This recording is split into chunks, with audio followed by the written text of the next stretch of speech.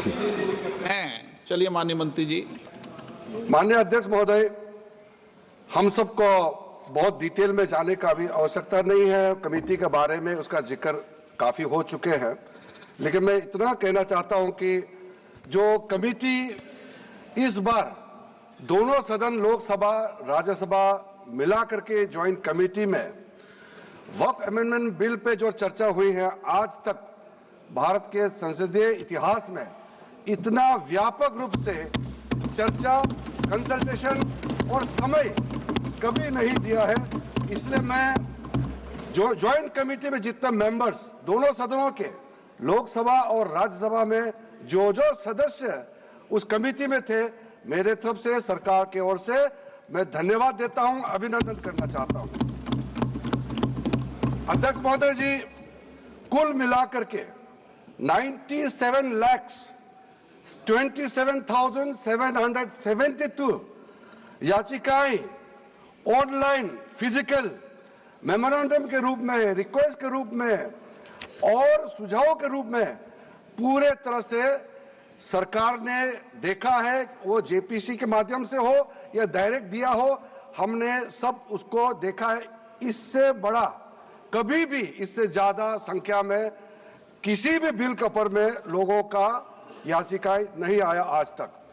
कुल मिलाकर के 284 डेलीगेशन ने अलग अलग समुदाय के जो स्टेक होल्डर्स है, उन्होंने कमेटी के सामने में अपने बात को रखा है, सुझाव भी दिया है। 25 स्टेट गवर्नमेंट और यूनियन टेरिटरीज का वक्फ बोर्ड्स ने अपना सबमिशन भी पेश किया गया है। इसके अतिरिक्त कई लीगल लुमिनरीज, विद्वान लोग हैं हमारे समाज में, कम्युनिटी लीडर्स हैं, अलग अलग धार्मिक संस्थाओं का प्रतिनिधि, charitable organisation, civil society, academicians, researchers, policy makers, सब ने इस कमेटी के सामने में पेशकश किया है। उसके साथ साथ मैं कहना चाहता हूं सर, आज जब मैं जो बात रखूंगा आपके सामने में, पिछली बार जब हमने ये प्रस्तुत किए थे बिल को इस सदन में, तब भी मैंने कई बातें बताई थी। आज मैं उसको नहीं दोहराते हुए कुछ बातें मैं जोड़ूंगा, और मुझे अपना बात रखने के बाद सिर्फ उम्मीद ही नहीं, पूरा यकीन है कि जो लोग इस बिल को विरोध कर रहे थे, वो हृदय में भी बदलाव होगा। पॉजिटिव सोच के साथ इस बिल में सब समर्थन करेंगे, ये मैं विश्वास के साथ आप आगे अपना बात रखना चाहता हूं। क्योंकि मैं पॉजिटिव नोट से बात रखना चाहता हूं, तो इसलिए एक मेरे जो मन की बात है मैं कहना चाहता हूं, तो इससे अच्छा संदेश जाए। किसी की बात कोई, अध्यक्ष महोदय, किसी की बात कोई बदगुमा ना समझे, इस जमीन का दर्द कभी आसमान ना समझेगा। ये मैं दिल से कह रहा हूं, क्योंकि अच्छा सोच के साथ, बड़ा दिल के साथ, खुले मन से मैं ये प्रस्ताव आपके सामने में पेश कर रहा हूं। सर, कई लोगों ने अपने अपने तरीके से बातें रखी हैं। किसी ने कहा ये प्रावधान अनकॉन्स्टिट्यूशनल है, गैर संवैधानिक है। किसी ने कहा ये इलीगल है, अनलॉफुल है। सर, ये बिल जो हम लोग जिक्र कर रहे हैं, कोई नया विषय नहीं है। आजादी से पहले ये बिल, जब पहली बार मुसलमान वक्फ वैलिडेटिंग एक्ट पास किया गया था 1913 में, तब से इसका इतिहास शुरू होता है। उससे पहले प्रीवी काउंसिल ने 1894 में इनवैलिडेट किया था वक्फ अल औलाद को। बाद में उसका प्रॉपर लीगल फॉर्म में 1913 के बाद फिर 1923 में द मुसलमान वक्फ एक्ट लाया गया था, जिसमें अकाउंटिंग और ट्रांसपेरेंसी के बारे में ये जोर उसको देते हुए ये एक्ट पास किया गया था। उसके बाद 1930 में द मुसलमान वक्फ वैलिडेटिंग एक्ट लाया गया है, जो रीइंफोर्स करता है legal validity of the family waqf. परिवार में जो वक्फ होता है उसको जोड़ देते हुए ये बिल लाया गया है। उसके बाद आजादी के बाद 1954 में 1954 में वक्फ एक्ट पहली बार आजाद भारत का एक्ट बनी और उस समय स्टेट वक्फ बोर्ड का भी प्रावधान उसी 1954 एक्ट में प्रावधान किया गया था। उस समय से लेकर के कई संशोधन के साथ में 1995 में व्यापक रूप से ये वक्फ एक्ट बनी है। तो उस समय किसी ने नहीं कहा कि ये एक्ट अनकॉन्स्टिट्यूशनल है, किसी ने नहीं कहा उस समय ये अनलॉफुल है। आज जब हम उसी बिल को सुधार के ला रहे हैं तब आपको ये अनकॉन्स्टिट्यूशनल अनलॉफुल का ये शब्द इस्तेमाल करने का आपको ये नौबत कैसे आया, ये सोच क्यों आया? अगर आप सच्चे दिल से सोचते और मन साफ होते तो आप तर्क पे जाते। इस संशोधन बिल में जो जो तर्क है आप उसमें बात कीजिए, आप उसको छोड़ के जो कोई लेना देना नहीं है बिल में उसका बात आप लेकर के लोगों को गुमराह करने का बरगलाने का काम जो किया है उसको मैं शुरू में साफ करना चाहता हूं। अध्यक्ष महोदय जी, 1995 में ट्राइब्यूनल का पहला व्यवस्था किया गया है ताकि वक्फ बोर्ड का कोई भी निर्णय किसी को अगर पसंद नहीं है या उसको चैलेंज करना चाहता है तो वक्फ ट्राइब्यूनल वहां आप जा सकते हैं। उसका प्रावधान पहले बार हुए हैं और उस समय यह भी फैसला हुआ कि 5 लाख से ज्यादा आमदनी किसी वक्फ प्रॉपर्टी में है उसके लिए सरकार एग्जीक्यूटिव ऑफिसर्स अपॉइंट किया जाएगा। ये भी 1995 में शुरुआत की है। अध्यक्ष महोदय जी, ये आज एक ट्रिगर पॉइंट क्यों हुआ है? ये अमेंडमेंट बिल लाने का आवश्यकता सबसे ज्यादा शुरुआत कहां से हुई? मैं संक्षेप में बताना चाहता हूं। 2013 में 2014 में हम सब चुनाव में गए और चुनाव में जाने से पहले 2013 में कुछ कदम ऐसे उठाए गए हैं जो आप सुन करके आप सदस्य के रूप में भी और इस देश का नागरिक होने के कारण आपके दिमाग में यह बात जरूर सवाल उठेगा कि ऐसा कदम क्यों उठाया गया है। सर, 2013 में पहला यह बदलाव हुआ कि इस देश में कोई भी आदमी, कोई भी इंसान, चाहे वो हिंदू हो, मुसलमान हो, सिख हो, ईसाई हो, पारसी हो, बौद्ध हो, जैन हो, वक्फ क्रिएट कर सकता है। सबको मालूम है वक्फ एक मुसलमान का अल्लाह के प्रति अपना एक उसका एक पायस चैरिटेबल रिलीजियस पर्पस के लिए वक्फ क्रिएट किया जाता है, लेकिन उसमें डाइल्यूशन करके 2013 में कोई भी वक्फ क्रिएट कर सकता है। यह प्रावधान सबसे पहले उस समय की यूपीए सरकार ने किया है। दूसरा, आपने सारा वक्फ को स्पेसिफिक कर दिया कि शिया बोर्ड में शिया ही रहेंगे, सुन्नी बोर्ड में सिर्फ सुन्नी ही रहेंगे और कोई भी बोर्ड हो सिर्फ उनके लोग ही रहेंगे, बाकी कोई उसमें आ नहीं सकता है। ऐसा आपने प्रावधान किया। तीसरा, 2008, सर आप शांति से सुनने के बाद आप जो भी पूछेंगे हमारा रिप्लाई तो आएंगे ही सर। डिबेट का आखिरी में है, मेरा फिर से रिप्लाई होगा। तो अभी मैं जब शुरुआत में कुछ दृष्टिकोण रख रहा हूं, इसमें कोई हस्तक्षेप ना करे, ध्यान से सुनिए ताकि हमारा डिबेट का स्तर भी ऊंचा रहे और तर्क भी सामने में आ जाए। सर, एक प्रावधान आया सेक्शन 108। उस सेक्शन 108 में यह लिखा गया है कि वक्फ बोर्ड का जो प्रावधान है इस देश में कोई भी मौजूदा कानून के ऊपर में रहेगा, ओवरराइडिंग इफेक्ट रहेगा। ऐसा आपने कानून बनाया है। इस देश में ऐसा कानून कैसे मंजूर कर सकते हैं अध्यक्ष महोदय जी? हर कानून अपना अपना हिसाब से चलता है, लेकिन एक कानून दूसरे कानून के ऊपर में ओवरराइडिंग इफेक्ट होगा, ये कोई भी मान्यता नहीं दे सकता है। उसके बाद सर, मैं कुछ प्रोपोगेंडा साथ में जुड़े हुए हैं उससे पहले जो 2013 में मुझे भी बहुत ताज्जुब हुआ कि ये पास कैसे जबरदस्ती करवाया है। 2013 में वक्फ पे यूजर जो आपने प्रावधान डाला, उसके बाद 1970 से केस चल रहा था दिल्ली के अंदर में। दिल्ली के अंदर में हमारा सीजीओ कॉम्प्लेक्स है, पार्लियामेंट बिल्डिंग है, कई प्रॉपर्टीज है और इसको वक्फ बोर्ड, दिल्ली वक्फ बोर्ड ने क्लेम किया कि ये वक्फ प्रॉपर्टीज है। उसके बाद ये केस चल रहा था अदालत में, उस समय यूपीए सरकार ने पूरा सारा जमीन को डी नोटिफाई करके वक्फ बोर्ड को दे दिया।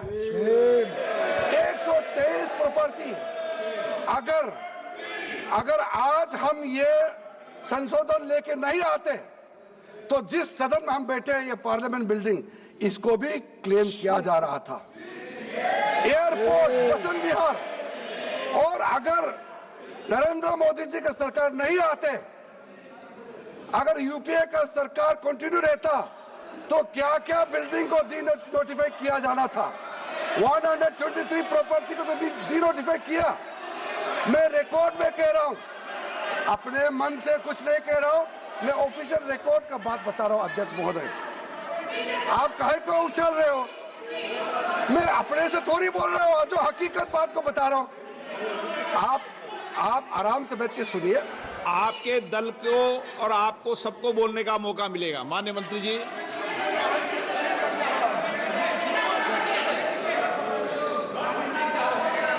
सर, मैं फिर से कह रहा हूं, मैं एक शब्द अपने ओर से नहीं कह रहा हूं।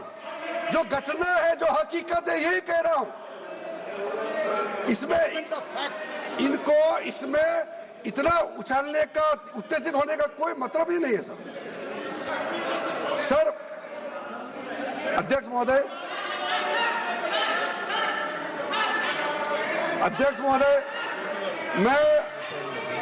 मैं आपके माध्यम से सदन को कहना चाहता हूं कि जो संवैधानिक बात उठा करके लोगों को गुमराह करने का जो प्रयास किया जा रहा है, उसको भी देश के सामने में सही बात रखना बहुत ही जरूरी है। एक बात बार बार इन लोगों ने कहा गया है कि ये जो वक्फ अमेंडमेंट बिल है, ये आर्टिकल 25, आर्टिकल 26, आर्टिकल 30 का उल्लंघन करता है करके इन्होंने इल्जाम लगाया। पढ़ चुका हूं, आप पढ़ लो। कभी भी डिबेट के बीच में पॉइंट ऑफ ऑर्डर नहीं होता है। व्यवस्था दे दी है, उठाना कभी। माननीय मंत्री जी बोलिए। अध्यक्ष महोदय, दूसरा विषय इन्होंने समानता का बात उठाया। आर्टिकल 14 का इक्वालिटी को लेकर के उन्होंने सवाल उठाया, उसका भी मैं जवाब देना चाहता हूं। अध्यक्ष महोदय, ये कोई तरीका नहीं है। माननीय अध्यक्ष की व्यवस्था अंतिम व्यवस्था होती है। बोलिए मंत्री जी, आप बोलते जाओ। अध्यक्ष महोदय, क्योंकि मेरा कान खुला हुआ है तो ये डिस्टर्ब हो रहा है मुझे। मैं अभी ये पेन की बात करता हूं। अध्यक्ष महोदय, ये वक्फ बोर्ड का जो काम है, ये बेसिकली वक्फ प्रॉपर्टी को जो संभालने वाले मुतावली और जो वक्फ प्रॉपर्टी को व्यवस्था करते हैं, उसको संचालित करने के लिए ये गवर्नेंस का, सुपरविजन का एक प्रावधान है। किसी भी तरीके से वक्फ बोर्ड वक्फ प्रॉपर्टी को मैनेज नहीं करता है। वक्फ बोर्ड वक्फ प्रॉपर्टी मैनेजमेंट में हस्तक्षेप नहीं करता है। अब साफ साफ सुन लीजिए,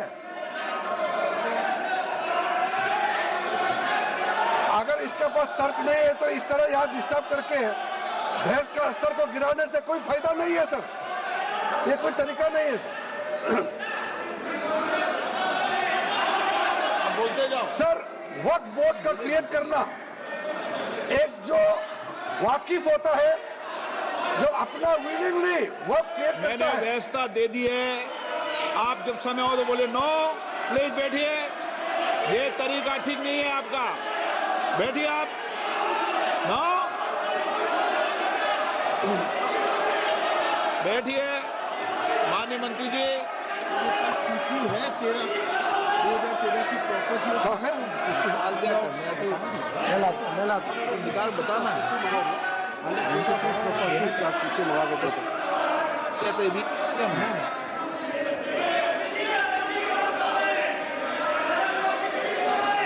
अध्यक्ष महोदय, सबको बोलने का मौका मिलने वाले हैं, तो कम से कम बात को शांति से सुनने के बाद आप अपना बात रखिए। ये कोई तरीका नहीं होता है।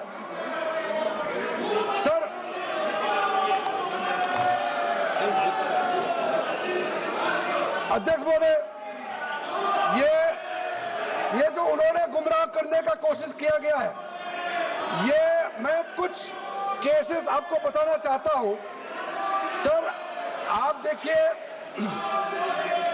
आर्टिकल 25(1) क्या कहता है, संविधान का अनुच्छेद आर्टिकल 25(1) कहता है, subject to public order, morality and health, and to the other provisions of this part, all the persons are equally entitled to freedom of conscience and the right freely to profess, practice and propagate religion.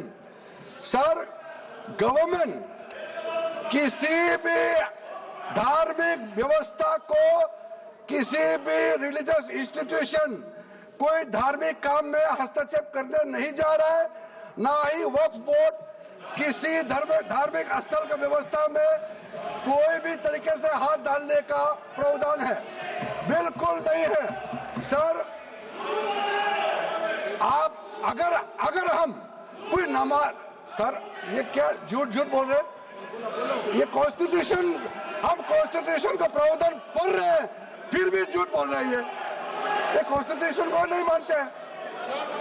Sir किसी मस्जिद का management को हम हस्तक्षेप करने का कोई इसमें प्रावधान नहीं लिया जा रहा है। एक मिनट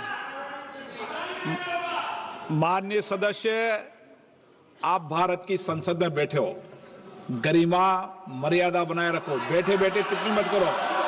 हाँ, आपको जब मौका मिलेगा आप अपनी बात कहना, बैठे बैठे टिप्पणी नहीं कर सकते, ये संसद की मर्यादा नहीं है, ऐसे नहीं चलेगा सदन।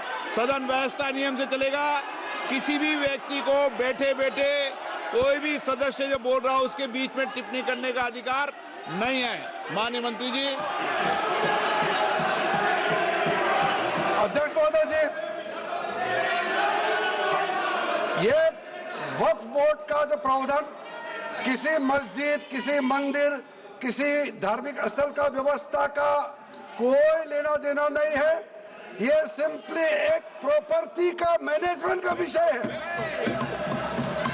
ये कोई मुसलमान अपना ज़कात देता है, फितरा देता है, उसको हम पूछने वाला कौन होते हैं? ये आपका धार्मिक भावना से जुड़े हुए चीज है, उसमें सरकार का कोई लेना देना नहीं है। लेकिन ये वक्फ प्रॉपर्टी का मामला है, लेकिन वक्फ प्रॉपर्टी का मैनेजमेंट करता है, मुतवल्लिज करता है। ये आपको इतना बेसिक ये फर्क जो है अगर समझ में नहीं आते या जानबूझ करके आप नहीं समझना चाहते हैं तो मेरा पास इसका कोई इलाज नहीं है। अध्यक्ष महोदय जी, ये आपके माध्यम से मैं फिर से कहना चाहता हूं कि ये सर क्या ये ऐसा बहस नहीं होता है जी। आप लोग का तर्क रखने का समय में बोलिए, ये बीच में कमेंट पास करने से सर हमारा पॉइंट का फ्लो भी बिगड़ता है और आवाज भी ठीक नहीं हो, अब आवाज भी ठीक से नहीं जाएगा। आप क्या चीज को जवाब देंगे? सर इसमें मैं कई ऐसे केसेस है जिसको मैं रेफर कर सकता हूं, लेकिन सदन में 3 केसेस का मैं रेफर करूंगा तो दूध का दूध पानी का पानी हो जाएगा कि ये धार्मिक व्यवस्था से कोई लेना देना नहीं है। आपको मैं पहला एग्जांपल देना चाहता हूं, सैयद फजल पकुया तंगल वर्सेस यूनियन ऑफ इंडिया। इसमें क्या केरला हाईकोर्ट का फैसला है। केरला हाईकोर्ट ने कहा the Waqf board is a statutory body, pure and simple, it is not a representative body of the Muslim community. यह हाईकोर्ट का ऑर्डर है। उसके बाद इलाहाबाद हाईकोर्ट का ऑर्डर भी सुन लीजिए, Hafiz Mohammad Zafar Ahmad versus UP central Sunni board of waqf का जजमेंट सुन लीजिए। A mutawalli's right is purely a right of management of the property and is not a proprietary right. The duties of a mutawalli are purely of a secular character. His duties are not of a religious character. इतना clear cut ruling है। तीसरा, तिलकायत श्री गोविंद लाल जी महाराज versus state of Rajasthan. इसमें high court ने क्या कहा, supreme court ने क्या कहा, right to manage the properties of the temple. अब देखिए मंदिर का भी इसमें एग्जांपल लिया गया है। Right to manage the properties of the temple is purely a secular matter and can not be regarded as a religious practice. Properties of temple, temple नहीं, टेम्पल का जो प्रॉपर्टी है। उसी प्रकार से आप बार बार कहना कि मुसलमानों का अधिकार में गैर मुसलमान कैसे आ रहा है, ये तर्क ही नहीं बनता है। आप ये आज से ये बात बोलने के लिए बंद कीजिए। सर 2013 में जो काम किए गए हैं उसमें मैं एक चीज जिक्र करना चाहता हूं। इलेक्शन आने वाला था, बहुत ही कम दिन बच गए थे, इलेक्शन कोड ऑफ कॉन्डक्ट लगने ही वाला था। हम सबको मालूम है अप्रैल और मई में चुनाव हुआ था। 5 मार्च 2014 को उस समय के यूपीए सरकार ने 123 प्राइम प्रॉपर्टीज को जो housing and urban development ministry के तहत आता है उसको आपने दिल्ली वक्फ बोर्ड को ट्रांसफर कर दिया। क्या जरूरत था? कुछ दिन बाकी था चुनाव होने के लिए, आप इंतजार तो करते। आपने सोचा ये करके वोट मिलेंगे, लेकिन आप तो चुनाव तो हार गए, तो फायदा क्या हुआ? ऐसा काम करने से वोट नहीं मिलता है। इसलिए लोग इंटेलिजेंट है, हमारे देश के लोग समझदार है, इसलिए वोट बैंक का राजनीति के बिना हम अच्छे सोच के साथ में आज इस सदन में फिर से आए हैं। कुछ एनोमलीज है इस बिल में, तो इसको बदलना जरूरी था। मैंने एक पहले भी इसका जिक्र किया था कि आपने कहा कोई भी हिंदुस्तानी, कोई भी भारतीय वक्फ क्रिएट कर सकता है। वो 95 में ऐसा नहीं था, आपने 13 में बदलाव किया, उसको हमने फिर से 1995 का प्रावधान को फिर से रिवाइव करते हुए ये हमने जोड़ा है कि वक्फ वही क्रिएट कर सकता है जो मिनिमम 5 साल इस्लाम को प्रैक्टिस करता है। बहुत साफ साफ शब्दों में प्रावधान रखा है। सर जो वक्फ बोर्ड बने हैं हम उसको बहुत ही सेकुलर इंक्लूसिव बनाना चाहते हैं। आपका पुराना प्रावधान को हटा करके अब हमने कहा है कि वक्फ बोर्ड में शिया भी रहेंगे, सुन्नी भी रहेंगे, बोहरास भी रहेंगे, आगा खानिस भी रहेंगे, मुसलमानों में जो बैकवर्ड है, पिछड़े लोग हैं वो भी रहेंगे, और साथ साथ में महिला भी रहेंगे और एक्सपर्ट नॉन मुस्लिम भी रहने का प्रावधान रखा गया है। सब स्वागत करना चाहिए, इसको किसी को आपत्ति होने का कोई जरूरत नहीं है। उसके बाद सर मैं थोड़ा सा इसको विस्तार करके बताना चाहता हूं। मेरा ही खुद का एग्जांपल मैं देता हूं। मान लो मैं मुस्लिम नहीं हूं, लेकिन मैं माइनॉरिटी अफेयर्स मिनिस्टर हूं, तो मैं सेंट्रल वक्फ काउंसिल का चेयरमैन होता है।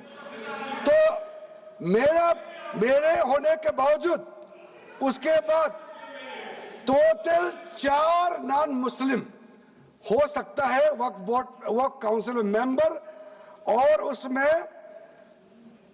उसमें मैक्सिमम 4 नॉन मुस्लिम के साथ साथ में 2 महिला कंपलसरी है। 2 महिला होना ही चाहिए सर। उसके बाद सर स्टेप अभी आप पूरा वक्फ बोर्ड देख लीजिए, महिला कहाँ है? महिला को भी रखा ही नहीं है, वो सिर्फ बातें करते हैं। सर 22 सर मैं स्पेसिफिक बताना चाहता हूं। सेंट्रल वक्फ काउंसिल में टोटल 22 मेंबर्स में 4 नॉन मुस्लिम से ज्यादा मेंबर नहीं हो सकते हैं। एक्स ऑफिशियो के पद को मिला करके 3 मेंबर ऑफ पार्लियामेंट होगा। मेंबर ऑफ पार्लियामेंट तो किसी धर्म का हो सकता है। जब इलेक्शन करते हैं तो कोई भी धर्म का मेंबर ऑफ पार्लियामेंट या एमएलए बन सकते हैं। सर 10 मेंबर मुस्लिम कम्युनिटी से होगा, 2 फॉर्मर जजेस होंगे सुप्रीम कोर्ट और हाई कोर्ट के, 1 advocate of national eminence member रहेंगे, 4 persons of national eminence from various field, ये तो कई कमिटियों ने इसको सिफारिश किया है, और एडिशनल सेक्रेटरी या joint secretary to the government of India उसमें रहेंगे। आउट ऑफ 10 मुस्लिम मेंबर्स 2 महिला अनिवार्य है, ये हमने प्रावधान रखा है। और स्टेट बोर्ड में आउट ऑफ 11 मेंबर्स 3 से ज्यादा नॉन मुस्लिम नहीं हो सकता है। एक ऑफिसर को मिलाकर के 1 chairperson, 1 MP, 1 MLA, 4 members from Muslim community, 2 members with professional experience, 1 member of Bar Council and Joint Secretary to the state government dealing with work matters. Out of 4 Muslim members, 2 shall be women.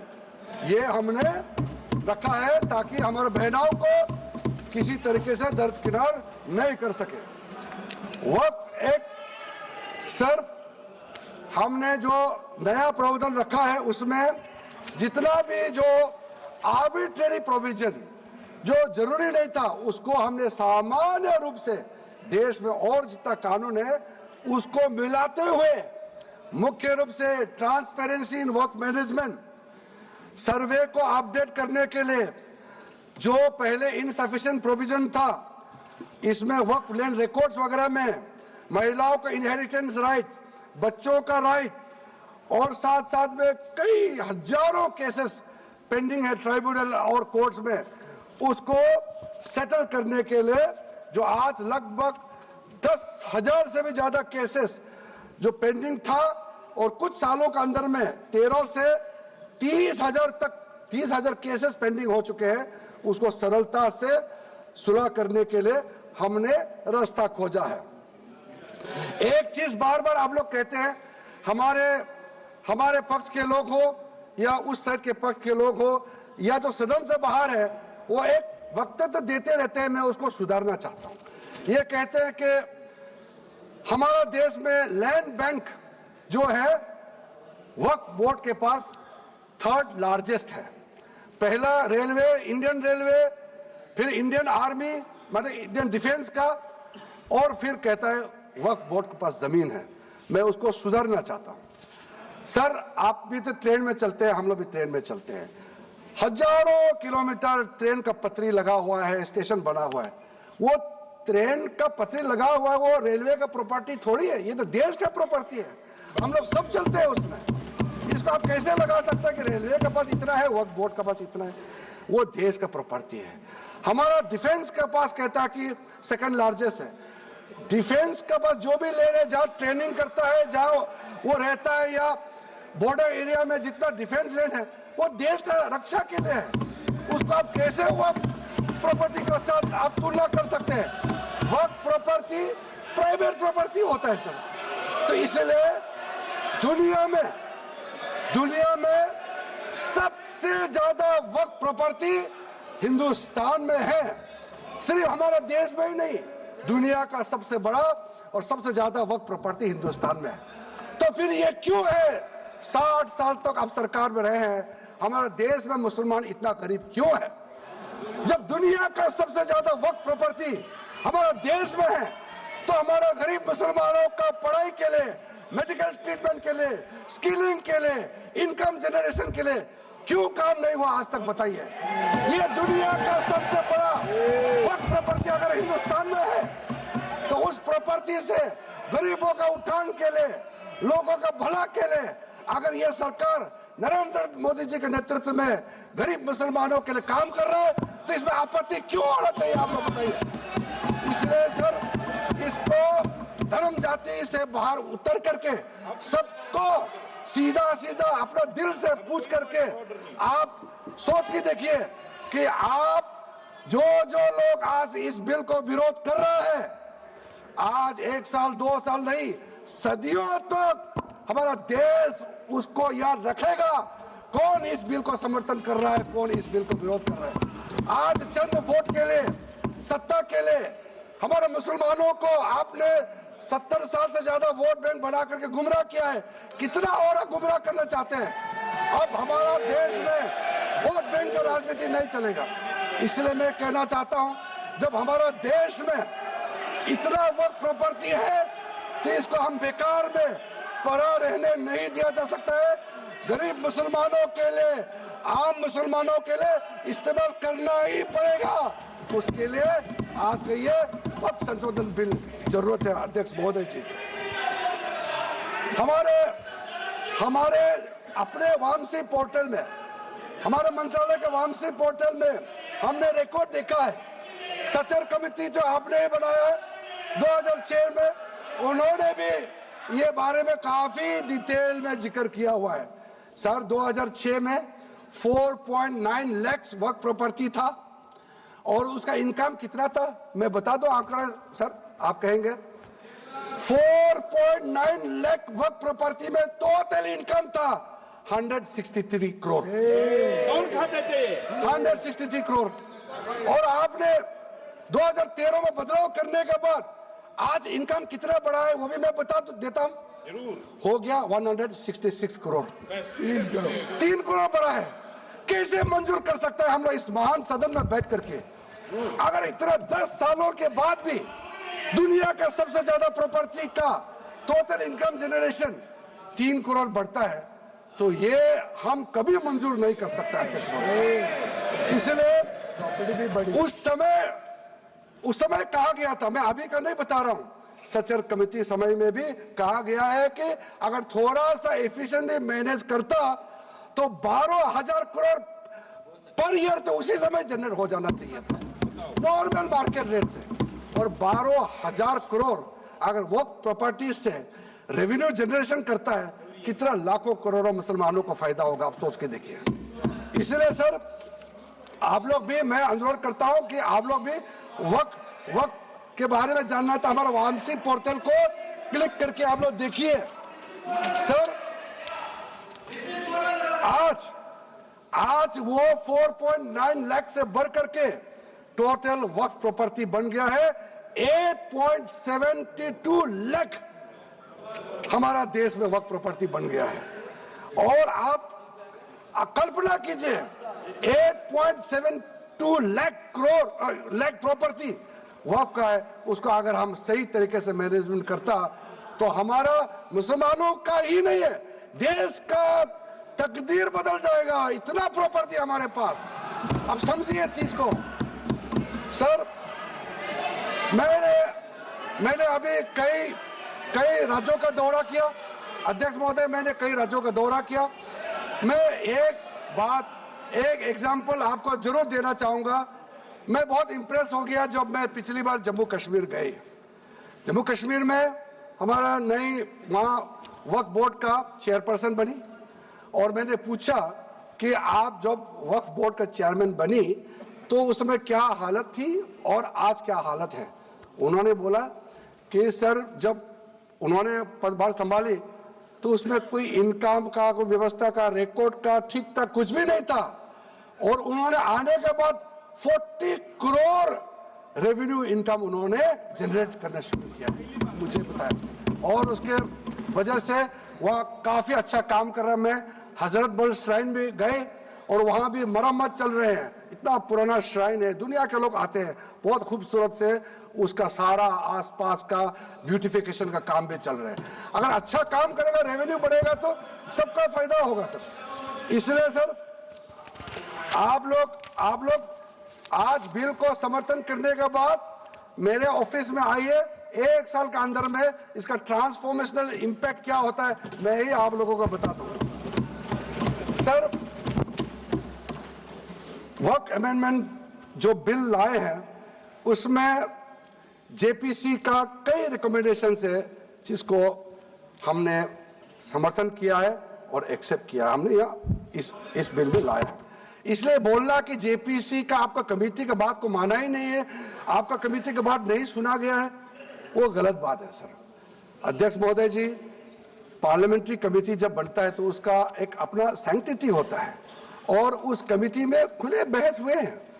उसमें मैं अंदर जाना नहीं चाहता हूं क्या हुआ है, लेकिन उनके बीच में कई ऐसे मुद्दे हैं जो हम लोग सरकार समझते हैं कि बहुत अच्छा सुझाव आया है, हमने उसको माना है। और कुछ छोटा अमेंडमेंट है जो बहुत जरूरी चीज है, वो अमेंडमेंट भी हम लेकर के आए हैं। इसके बाद जो पूरा ये सारा व्यवस्था देखने के बाद सबके मन में उम्मीद जागेगा।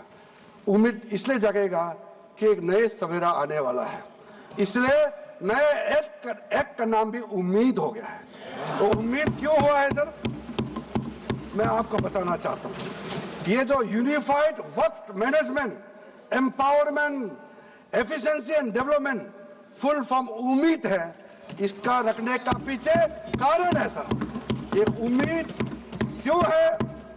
अब ये यूनिफाइड वक्फ मैनेजमेंट पूरा रजिस्ट्रेशन से लेकर के म्यूटेशन, इंक्रोचमेंट का विषय, सर्वे, कलेक्टर का रोल, सारा विषय को मिला करके मैनेजमेंट का पूरा सिस्टम को ही बदलने के लिए हमने काम शुरू किया है। उसके बाद एम्पावरमेंट, कैसा एम्पावरमेंट होने वाला है? मैंने पहले भी जिक्र किया, मुसलमानों में भी जो शियास हैं, सुन्नीस हैं, बोरास, आकाकानीस, पसमानदा मुस्लिम्स है जिसको बैकवर्ड माना जाता है, और विशेष करके महिलाएं और बच्चों के लिए जो हमने प्रावधान रखा है, तो ये मुसलमान का कम्युनिटी के अंदर में इतना जोरदार स्वागत हो रहा है। अध्यक्ष महोदय, यहाँ में कुछ मेंबर विरोध जरूर कर रहे हैं, लेकिन मैं कुछ मेंबर को मेरे घर में मैं न्योता देना चाहता हूँ, और जो मुस्लिम डेलीगेशन मेरे घर में आ रहे हैं, स्वागत कर रहे हैं इस बिल को, उसका भी नजारा आप लोग देख लीजिए। आपका सोच बदल जाएगा। आपको नहीं मालूम मुसलमानों में कितना भयंकर समर्थन कर रहा है इस बिल को लेकर के, आप लोग को मालूम ही नहीं है। करंट अंदर में गरीब मुसलमानों का तो संदेश बार बार आ रहा है कि जल्दी पास कीजिए इस बिल को, इसलिए आप लोग संदेह में मत रहिए। एफिशिएंसी को हमने बढ़ाने का काम किया है। टेक्नोलॉजी का उपयोग करते हुए सेंट्रलाइज्ड डेटाबेस होगा, डिजिटल पोर्टल होगा, कोई छुप के अंधेरे रातों में वर्क क्रिएट नहीं कर सकता है। इसका पूरा रजिस्ट्रेशन का प्रावधान है, ट्रैकिंग होगा, निगरानी रखा जाएगा, कंप्लायंस का प्रावधान है, और जो मैनुअल हाथों से जो गलत होगा उसका भी करेक्शन करने का प्रावधान है। ब्यूरोक्रेटिक डिले होता है उसका भी समाधान हमने पूरा बिल में तरीका बना के रखा हुआ है। और आखिर में इसका ऑडिट प्रॉपर होना चाहिए, तो ऑडिट का भी प्रावधान हम लोग राज्य सरकार के ऊपर में छोड़ा है, क्योंकि आखिर तो सर ये सारा प्रॉपर्टी का अथॉरिटी राज्य सरकार का है। बोर्ड का अपॉइंटमेंट भी राज्य सरकार को करना है, केंद्र सरकार का कोई रोल नहीं है। लैंड स्टेट सब्जेक्ट है, सारा राज्य सरकार को ही करना है। इसलिए राज्य सरकारों को हम फुल अथॉरिटी देने के साथ साथ हमारा जो मंत्रालय है वो ऑनलाइन हमेशा जुड़ा रहेंगे कि जो जो वर्क प्रॉपर्टी क्रिएट किया गया है उसका स्टेटस है वामसी पोर्टल से मिला करके हम लगातार टच में रहेंगे। इसलिए कोई इसमें ये नहीं सोचना है कि सेंट्रल गवर्नमेंट कोई एक्स्ट्रा पावर हड़पने जा रहा है क्या, बिल्कुल सोचने का नहीं है। ये टोटली स्टेट गवर्नमेंट का अधीन है और राज्य सरकारें ही इसका निगरानी में आगे काम करना है। उसके बाद सर जो पर्पस के लिए वर्क क्रिएट किया जाता है, बेसिकली 3 पर्पस होता है, रिलीजियस, चैरिटेबल एंड पायस। उसका हो रहा कि नहीं हो रहा है, और इनकम जनरेशन खास करके जो वेलफेयर काम है उसका हो रहा कि नहीं हो रहा है, इसका भी इफेक्टिव गवर्नेंस का प्रावधान हमने रखा हुआ है। और साथ साथ सर मैं आपको इस उम्मीद के साथ साथ ये कहना चाहता हूं कि जो रिफॉर्म्स हमने जो लाए हैं और साथ साथ में जो प्रावधान कुछ बदलाव हमने आपको बहुत शॉर्ट में बताया, क्योंकि डिटेल में तो मैं रिप्लाई तो करूंगा ही। इसमें अगर आपको लगता है कि हमको अगर इनकम जनरेशन करने के लिए वर्क प्रॉपर्टी को बेहतर इस्तेमाल करने के लिए क्या करना चाहिए, जब हम इसका सबऑर्डिनेट लेजिस्लेशन के माध्यम से रूल्स बनाएंगे, आपका सुझाव हम खुले दिल से स्वागत करेंगे।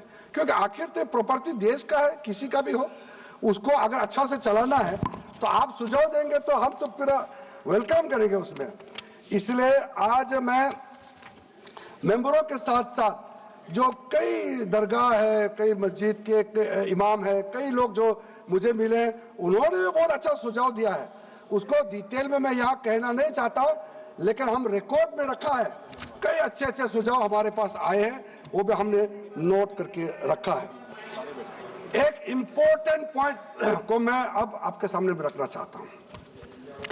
ये जो हमने एक डेफिनेशन में जो बदलाव लाया है, इस डेफिनेशन में बदलाव का सबसे बड़ा मतलब ये है कि मुसलमानों में भी जो वक्फ के अंदर में अपना प्रॉपर्टी, वक्फ प्रॉपर्टी इस वक्फ बोर्ड के प्रावधान से गवर्न करना चाहते हैं, मोस्ट वेलकम है। अगर वो ट्रस्ट के माध्यम से अपना प्रॉपर्टी का अलग तरीके से वक्फ करना, वो चलाना चाहता है, मैनेज करना चाहता है, उसके लिए भी छूट दिया गया है। तो इसमें जो आप लोग बार बार कहते हैं कि वक्फ बोर्ड में गैर मुसलमान कैसे आ रहा है, इसका मैं छोटा सा एग्जांपल देना चाहता हूं। अभी हम लोग किसी धर्म, किसी जाति का हिसाब से तो हम एमपी नहीं बने हैं, हम तो ऐसे सिटीजन होकर के एमपी बने हैं। तो अगर मेरा कॉन्स्टिट्यूंसी वाला हमको कहेंगे कि किरण रिजिजू मेरा यहाँ नहीं आ सकता है, हमारा धर्म और तुम्हारा धर्म अलग है, तो कैसे होगा? मैं तो एज एमपी, मेरे पास अथॉरिटी है, मैं जा सकता हूँ। उसी प्रकार से आपका ट्रस्ट है, ट्रस्ट को चलाता है चैरिटी कमिश्नर। तो ट्रस्ट वाला कैसे कहेंगे कि चैरिटी कमिश्नर मेरा जात का ही होना चाहिए? चैरिटी कमिश्नर तो गवर्नेंस को संभालने के लिए है, चलाता तो ट्रस्ट है। उसी प्रकार से आप कैसे कह सकते कि मेरा वक्फ प्रॉपर्टी को देखने के लिए वक्फ बोर्ड में गैर मुसलमान नहीं हो सकता है? आप कैसे कह सकते हैं? ये तर्क आप थोड़ा गहराई से सोचिए, क्योंकि ये बार बार कहा गया है, मैं नाम नहीं लूंगा, वो बाद में तो बोलेंगे हमारे कुछ लोग हैं कि मुस्लिम का अफेयर्स में नॉन मुस्लिम क्यों आ रहा है। अरे ये धार्मिक व्यवस्था से कोई लेना देना नहीं है, मैं बार बार कह रहा हूं। इसलिए ये प्रॉपर्टी है, वक्फ प्रॉपर्टी है, आप लोग इसको समझिएगा। उसके बाद सर, ये जो हमने जो 2013 के बाद कुछ बदलाव जो किए हैं, वक्फ बाय यूजर में कुछ लोग ने शंकाएं व्यक्त किया है, कह रहा कि वक्फ बाय यूजर हटाने के बाद अब सरकार जो है मस्जिदें छीन लेंगे, दरगाह छीन लेंगे, मुसलमानों का प्रॉपर्टी छीन लेंगे, ऐसे बोलते हुए मैंने सुना है। इस तरह का कई जगह में बोला है। मैं इसमें साफ साफ कहना चाहता हूं, हम लोग सब हर किसी ना किसी राज्य से आते हैं। We all belong to each and every part of our country. We are together. We may belong to different states and union territories. We are all Indian. ये अथॉरिटी राज्य सरकार को हमने कैसे दिया? जो प्रॉपर्टी वक्फ यूजर को हम लोगों ने हटाने के बाद ये प्रावधान सुरक्षित किया है, ऑथोराइज किया स्टेट गवर्नमेंट को कि जो प्रॉपर्टी रजिस्टर्ड हो चुके हैं, जब आप नमाज पढ़ते हैं, रजिस्टर्ड है, डॉक्यूमेंट है, उस पे कोई हस्तक्षेप नहीं होगा। ये कानून प्रोस्पेक्टिव है, रेट्रोस्पेक्टिव नहीं है। ये आप लोग बहुत क्लियर से सुन लीजिए, ये किसी का जमीन छीनने का कानून नहीं है। ये किसी का राइट, किसी का हनन करके उसका प्रॉपर्टी को हड़पने का नहीं है। राज्य सरकारों को अधिकार दिया गया है कि जो ऑलरेडी रजिस्टर्ड है उसका तो कोई डिस्प्यूट नहीं है, लेकिन जो डिस्प्यूटेड है, जो कोर्ट में पेंडिंग है, उसको हम यहाँ कानून बना के कैसे हटा सकते हैं? कोर्ट का पावर को तो हम ले नहीं सकते सर। इसलिए यहाँ बार बार ये लोग माइक बजा बजा करके झूठ 100 बार भी बोलो, कुछ होने वाला नहीं है। सिटीजनशिप अमेंडमेंट बिल जब लाया गया था, वही लोग हैं जिन्होंने कहा था कि सिटीजनशिप अमेंडमेंट बिल पास होकर एक्ट बन जाएगा तो मुसलमानों का हक छिन जाएगा, उनका नागरिकता खत्म हो जाएगा। आज सीए लागू हो गया, बताइए किसी मुसलमान का अधिकार छीना है?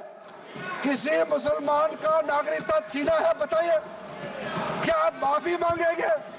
आपने देश भर में घूम घूम कर झूठे बातें फैलाया, आज आप साबित हो गया कि आपने झूठ बोला था, लेकिन आज आप माफी मांगने का भी हिम्मत नहीं रखते हैं। जिगर थाम के आप लोग सुनिए, ये आप आज दोबारा आप मिसलीड करेंगे, गलत बातें करेंगे तो फिर मुंह खाना पड़ेगा आपको। फिर कोई और बिल लेके आएंगे, फिर मैं आपका पर्दाफाश करेंगे फिर से। इसीलिए सर हम लोग तर्क पे जाइए, पॉइंट पे जाइए। इसलिए दूसरा, महिलाओं के लिए अध्यक्ष महोदय जी, क्योंकि फैमिली में पुरुष महिला सब होते हैं, तो इसमें हमने एक सिंपल प्रावधान रखा है कि एक कोई भी मुसलमान जब वर्क क्रिएट करता है, सबसे पहले उस परिवार में जो महिला का अधिकार है उसको सुरक्षित करके ही आप वर्क क्रिएट कर सकते हैं। नहीं तो पहले ऐसा होता था, वर्क क्रिएट कर दिया, आपका बच्चों का अधिकार खत्म हो गया, महिला का अधिकार खत्म हो गया। आप वर्क उसी प्रॉपर्टी को क्रिएट कर सकते हैं जो आपका हकदार है, जो आपका 100% हिस्सा है, उसी को ही आप वर्क क्रिएट कर सकता है। बच्चों का और महिला का अधिकार नहीं छीन सकता है। ये बहुत बड़ा रिफॉर्म है। मुसलमानों में अगर वो चाहते हैं कि महिला आगे ना बढ़े तो ये लोग इसको विरोध करेंगे, लेकिन जो थोड़ा प्रोग्रेसिव सोचने वाले, जो थोड़ा बारीकी से अगर सोचेंगे तो कितना गलत बात है कि समाज में महिलाओं को दबाने का काम करते हैं और यहाँ जोर जोर से बोलते हैं। अध्यक्ष महोदय जी, सारा मैनेजमेंट जो सरकार का जमीन या प्राइवेट का जो जमीन है, इसका कलेक्टर को इन्होंने कमेटी के माध्यम से सुझाव किया है कि हर चीज कलेक्टर को क्यों ऑथराइज किया गया है। तो कमेटी के बात को माना है कि कलेक्टर से ऊपर कोई भी अधिकारी, कलेक्टर से ऊपर जो अधिकारी है वो देखेंगे सरकारी जमीन और कोई डिस्प्यूट है वक्फ बोर्ड के साथ या किसी मुतावली के साथ डिस्प्यूट है, उसका जांच कलेक्टर के ऊपर अधिकारी करेंगे। ये कमेटी ने सुझाव दिया था और उसी को मान करके आज इस सदन में पेश किया जा रहा है। एक महत्वपूर्ण सुझाव हम लेके आ रहे हैं, अमेंडमेंट लेके आ रहे हैं, इसमें मैं मानता हूं कोई विरोध नहीं करेगा। ये इसमें शुरू में छूट गया था, मैं सर खुले दिल से आपको कहना चाहता हूं, लेकिन बहुत सोच समझ के साथ ये प्रावधान अमेंडमेंट हम लेके आ रहे हैं कि जब आप वक्फ प्रॉपर्टी क्रिएट करेंगे तो ऐसा नहीं होना चाहिए कि आप ट्राइबल एरिया में जाकर के आदिवासी का जमीन को आप वक्फ क्रिएट कर दें, ये नहीं होना चाहिए। इसलिए हमारे देश के आदिवासियों का संरक्षण को ध्यान में रखते हुए शेड्यूल 5 और शेड्यूल 6 में आप वक्फ प्रॉपर्टी क्रिएट नहीं कर सकते हैं। ये एक महत्वपूर्ण अमेंडमेंट लेकर आया है। डिटेल में अब आगे अध्यक्ष महोदय आपको मैं बताऊंगा वक्फ ट्राइब्यूनल के बारे में। सर मैं संक्षेप में, अभी फ्लोर खुलने वाले हैं, मैं आपके हाथ फ्लोर छोड़ने वाले हैं, तो मेरा जो वाइंड अप को आप ध्यान से सुन लीजिए। जो ट्राइब्यूनल है, ट्राइब्यूनल में 2 मेंबर का हमने प्रस्ताव रखा था, तो कमेटी ने कहा कि 2 मेंबर ठीक नहीं है, इसमें 3 मेंबर